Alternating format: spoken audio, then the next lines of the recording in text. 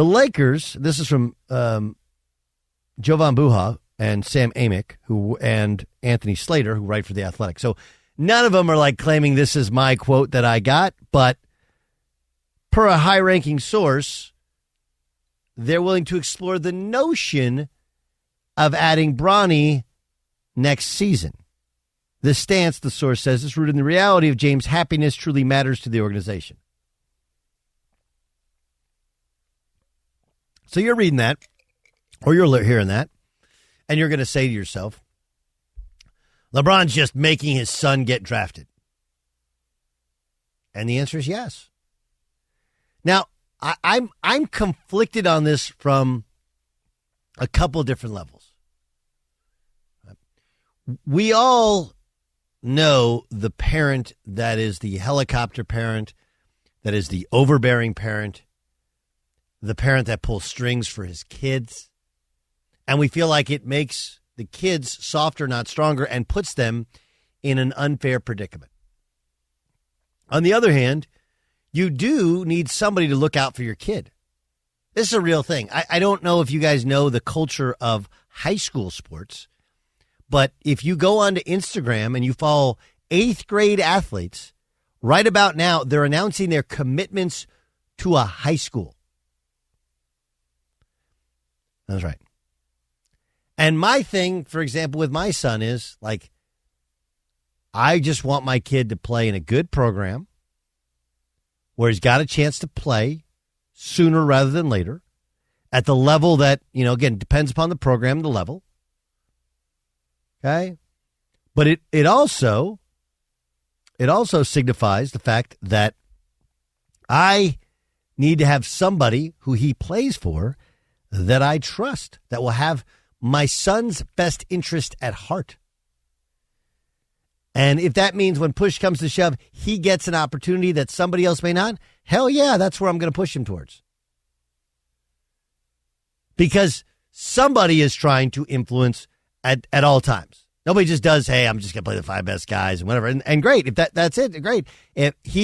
Everyone needs a little bit of help. But is this too much? And as much as we can sit here and go, I mean, are they really doing this?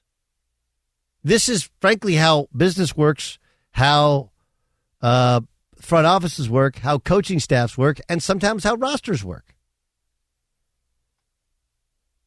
The question becomes, if they're all in on LeBron's happiness and they want to keep LeBron, and again, they're not saying they're taking Bronny, they're saying they're exploring taking Bronny, which I think most of us know means they're probably going to take Bronny.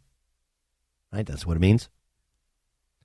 But if I'm reading this right, okay, they obviously want LeBron back next year as a free agent. This is part of the bone that they'll throw. Hey, if you come back, we'll draft Bronny. You'll play some with Bronny. The likelihood is he plays mostly in the G League, which, frankly, is a good level for his development. He's not an NBA player yet, but there are guys that get cups of coffee in the NBA that aren't NBA players.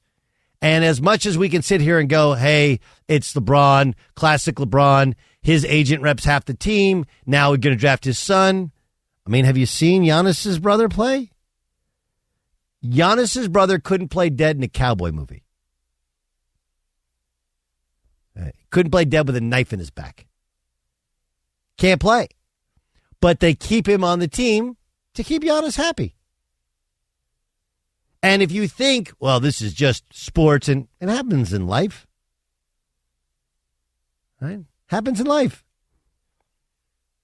And if it's inconsequential 15th man on an NBA team that bounces back and forth between the G League, like, not that crazy.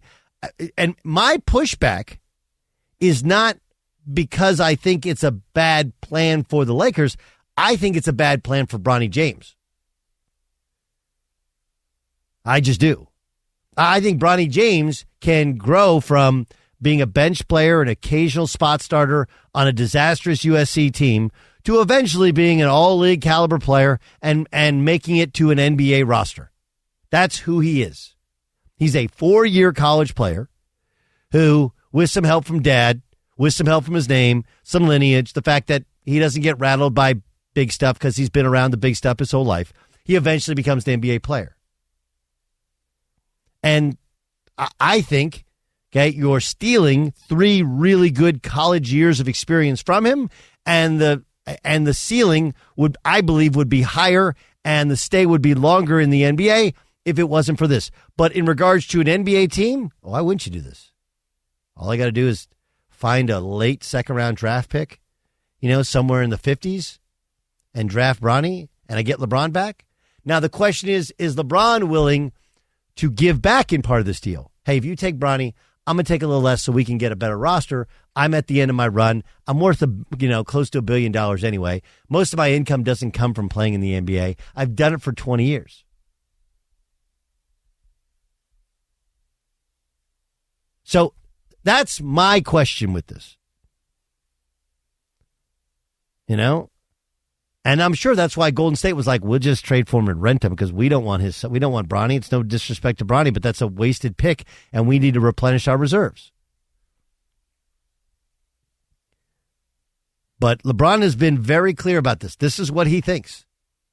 Again, the problem becomes LeBron still thinks he's elite LeBron. He's not, and it's not going to get better. It's going to get worse. That's what happens with age. And LeBron legitimately thinks Bronny can play, and well, when he's at USC, there's very little control there. He's got more control here. Every coach's fate depends upon LeBron James. And LeBron James' level of buy-in can depend upon whether or not you're playing his kid. It just makes for a weird situation. I know I just said we've seen it before with Giannis, but his brothers don't come anywhere near, or his brother doesn't come anywhere near playing when it actually matters. Can LeBron do that? It's different when it's your son as opposed to your brother. It's just different. And I tell people this story all the time.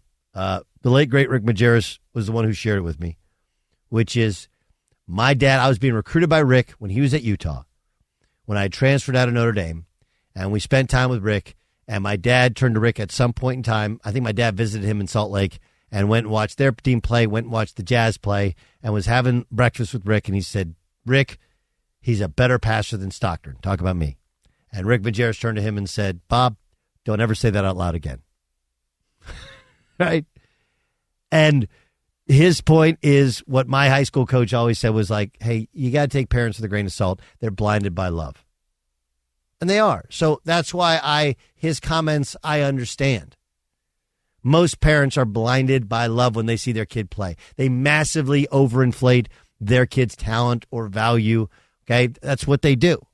And we've done a bad job of the media because we're, not me, but many are so intimidated by clutch sports, by LeBron James, that, Jonathan Givony, remember you go back to before the season started, he had Bronny James as the 10th pick in the draft. Like, it's a joke. No one in the sport thought he's anywhere near a first-round pick, first-round talent, even in a down draft. And he's disappeared from those like it never happened. It was obvious to curry favor with LeBron, with Clutch, and just not get a negative text from somebody. Great, got it. But that's the power of LeBron James. The question's not whether or not you can do this and pull it off.